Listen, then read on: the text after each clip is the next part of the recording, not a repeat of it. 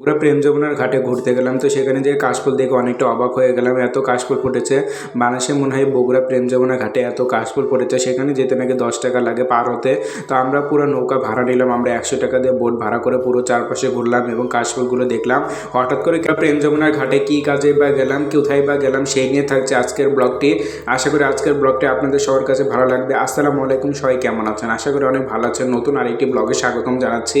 আগের একটি blog share করেছিলাম, বলছিলাম যে আপনাদেরকে আমাদের বিয়ের দাওয়াত রয়েছে এবং বিয়ের দাওয়াতে বেড়াতে যাচ্ছি। আসলে বিয়ের দাওয়াতে গিয়েছিলাম এবং বেড়াতে গিয়েছিলাম, সব কিছু করছিলাম, কিন্তু আপনাদের মাঝে কোনো কিছু শেয়ার করতে পারিনি। যেহেতু সামনে কোরবানি ঈদ বা রমজান ঈদ, আমি বলছিলাম যে অনুষ্ঠান হবে, সেই অনুষ্ঠানে বড় করে হবে, সেখানে আমি সব কিছু শেয়ার করব। তো বিয়ের বাজার করলাম, মার্কেট করলাম, বাসর ঘর সাজালাম, সব কিছু করছিলাম, কিন্তু সেই ভিডিওটা আপনার মাঝে শেয়ার করতে পারিনি। আমি আন্তরিকভাবে দুঃখিত জানাচ্ছি। তো ভিডিওটি শেয়ার করতে চেয়েছিলাম, আসলে পরিস্থিতির শিকার হওয়ার কারণে ভিডিওটা করে রাখতে পারিনি। যেহেতু আমি নিজেই ভিডিও করি, নিজে এডিট করি এবং আমার কোনো লোক নাই আমি ভিডিও কে করে দিবে, এই জন্য আর ভিডিও বানাতে পারিনি। অনেক জায়গায় গেছিলাম, ঘোরাফেরা করছিলাম, অনেক দায়িত্ব ছিল, সেই দায়িত্বগুলো পূরণ করার কারণে ভিডিওগুলো ঠিকভাবে বানাতে পারিনি।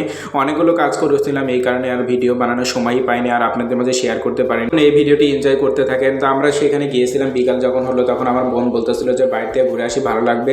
তো আমার আব্বু বলতেছিল সামনে প্রেম যমুনা ঘাট আছে, বাঁধ আছে, নদী আছে, নদী থেকে ঘুরে আসি, তোমাদের ভালো লাগবে। আর এটি কিন্তু যমুনা নদী, যমুনা নদীর উপর দিয়ে কাশফুল বয়ে গেছে। তো আমরা ভাবতেছিলাম যে একটু সেখান থেকে ঘুরে আসি, অনেকটা ভালো লাগবে।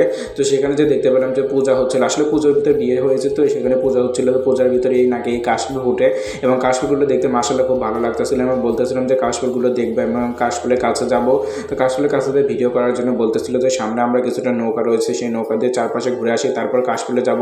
তো এর আগে আমরা গিয়েছিলাম নদীতে এবং নদীতে যেয়ে সেখানে গোসল করেছিলাম। তো গোসল করার ইতিহাসটি মাশাআল্লাহ ভালোই ছিল। বগুড়ার আশেপাশে যদি আপনারা থেকে থাকেন, যদি প্রেম যমুনা ঘাটে কাশফুল না দেখে আসেন, অবশ্যই পরিবারের সবাই মিলে ঘুরে আসেন, মাশাআল্লাহ ভালো লাগবে। বগুড়ার আশেপাশে থাকলে অবশ্যই যাবেন এবং বগুড়ার আশেপাশে থেকেও যারা রয়েছেন, দূর দূরান্ত থেকে রয়েছেন, তারাও ঘুরে আসবেন, তাদেরও মন ভালো হয়ে যাবে, ফ্রেশ হয়ে যাবে। এখানে যাচ্ছিলাম আর ভাবতেছিলাম যে নদী দিয়ে যাচ্ছে, নৌকার উপর দিয়ে কতটা পরিমাণ ভালো লাগতেছে। এই যে কিছু ছেলে মেয়েরা এখানে নৌকা চালাচ্ছে, তারা নাকি স্কুলে পড়াশোনা করে এবং পড়াশোনার পাশাপাশি এই নৌকাগুলো চালায়। নৌকাগুলোর বিল্ডিং দেখে তাদের আরও বেশি ভালো লাগতেছিল এবং নৌকাটি তারা চালাতে পারতেছিলেন। পরে আমার আম্মুরা বললো যে তাকে সাহায্য করলে সে নৌকাটা চালাতে পারবে। আসলে নৌকাটা ছোটো বাচ্চারা হিসেবে তারা চালাতে পারতেছিলেন। আর বলতেছিল যে সামনে কিছুটা নদী আছে, সেই নদী পার হলে আপনার কাশফুলে পার হয়ে দিব এবং কাশফুলে ঘোরাফেরা শেষ করে আপনারা 10 মিনিট অপেক্ষা করবেন, তারপর আমরা চলে আসবো।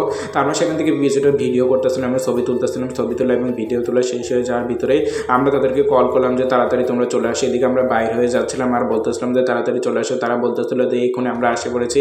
তো বলতেছিলাম যে আর একটু দেরি করার কারণে আমরা আর একটু ভিতরে গেলাম। ভিতরে যে ভিডিও বানাচ্ছিলাম, খুব ভালো লাগতেছিল এবং এখানে যতই দেখতেছি ততই মুগ্ধ হয়ে যাচ্ছে। অনেক লোকজন এখানে যাচ্ছিল এবং তারা ভিডিও বানাচ্ছিল। তো আমরাও সেই অবশেষে ভিডিও বানিয়ে ফেললাম। তো সেখান থেকে ঘোরাঘুরি শেষ করে আমরা আবার বাড়িতে আসলাম। তো বাড়িতে আসার পর আমার মামার রয়েছে দুটি গরু দেখতে মাশাআল্লাহ খুব সুন্দর। এখানে আবার তারা কবুতর পালন করে আমাদের মধ্যে। আজকের ব্লগটি এই পর্যন্ত, সবাই ভালো থাকবেন।